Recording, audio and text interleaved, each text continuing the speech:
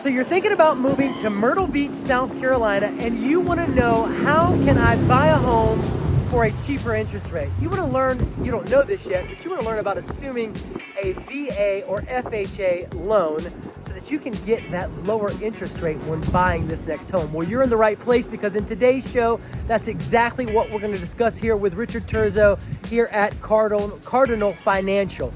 Now, we are on site at Broadway at the beach, a 350-acre tourist attraction just 5 minutes from Myrtle Beach here in the Myrtle Beach market. Let's get after it right now.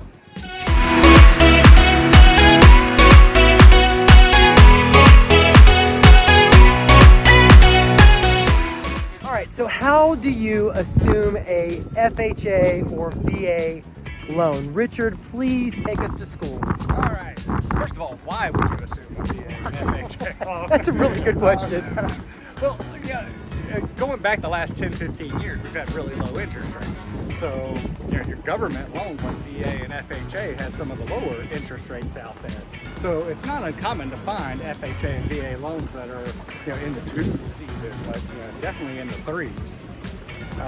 And a lot of people don't realize that, if somebody is selling their house and they currently have a FHA or VA loan, that the buyer that comes in could possibly assume that loan. And I mean, did you hear what he just said? You can assume a loan at that low interest rate instead of having to come out of pocket. I mean, the current interest rate is around 8. Is around 8? 7, 8. 7 to 8. Yeah. Yeah. Mm-hmm. So come on, we're talking about saving 4%. Potentially. Yeah, and that's huge on your monthly payments. So, that could save you hundreds, if not thousands every month. So it's not impossible. But one of the things to take into consideration is, first of all, how much does the person owe on the current property? How long have they had it? So how much do you have to give the seller, or do you have to make up that difference? So, let's say they bought it, for $200,000, and now they're trying to sell it for $300,000, and they still owe, let's say $200,000 on their mortgage. So now you have to make up that difference of $100,000 that the seller wants on their house. That's right. So if you don't have the cash, make that difference up. If you have the cash, easy enough. Yeah, easy enough. You have to bring $100,000 to the table. You assume the $200,000 mortgage, and you're getting it at whatever interest rate that seller has.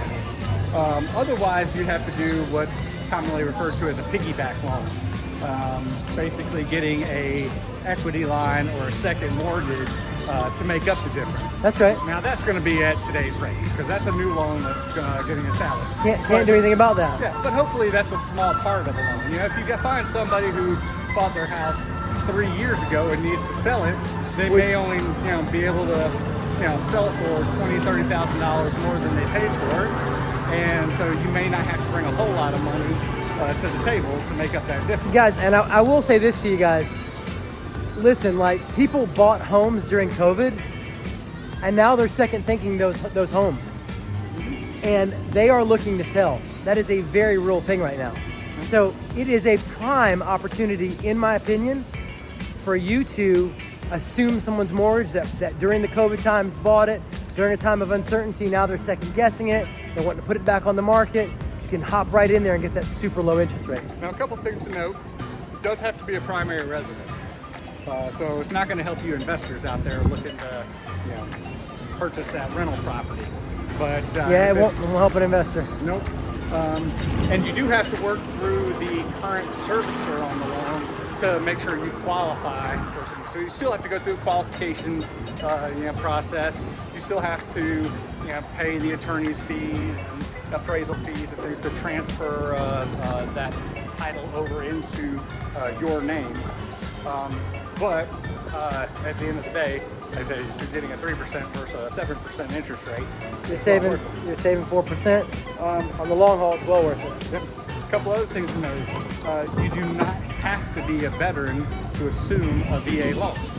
You can actually, if somebody's got a VA loan on their property, you can, as a non-veteran, still assume that particular loan at that lower interest rate, and possibly actually even avoiding mortgage insurance. So it's doable. Hold on. And I almost forgot to mention it, guys. We have Ripley's Aquarium here, which, by the way, the kids absolutely love. It is an awesome part of Broadway at the beach. They have sloths. They have sloths currently going on at the exhibit. And you know, you don't ever want to miss an opportunity to head over to Paula Dean's. It's coming up here on our left. An absolutely stunning restaurant. Lots to eat there. Great food. You don't want to miss it. All right, guys. So basically, if you like the content that you're receiving on the Pine Myrtle Beach Real Estate channel, then please tap that bell for notifications. Hit the subscribe button. Hit the like button. Drop me a comment so I can talk with you, so that you can be the first to learn about current market changes right here in Myrtle Beach.